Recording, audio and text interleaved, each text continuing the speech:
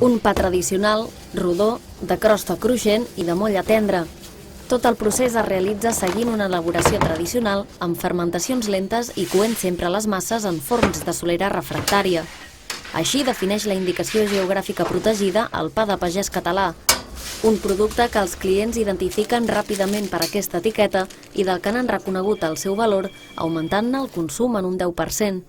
Des de la Federació Catalana d'Associacions de Gremis de Flequers valoren positivament aquest augment de les vendes en un moment en què no poden competir amb les grans superfícies. Per combatre una mica aquesta competència més aviat de supermercats i d'altres botigues a nivell de Federació Catalana, vam intentar donar o fer un pa amb un plus de qualitat de cara als clients per donar el nostre pa o el pa que fem nosaltres de cada dia, donar-hi un valor afegit.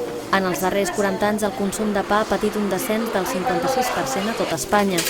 Des del Gremi de Flequers denuncien que el 50% de les vendes de pa se les emporten als grans supermercats, mentre que l'altre 50% es reparteix entre forns i establiments com gasolineres, fleques o quioscos.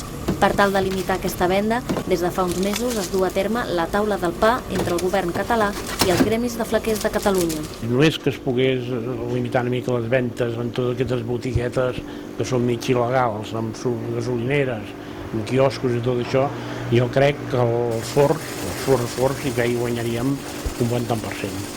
Un total de 200 forns de tot Catalunya, dels quals 4 es troben a Reus, s'han adherit a la indicació geogràfica protegida amb l'objectiu de preservar l'autèntic pa de pagès que es fa a Catalunya.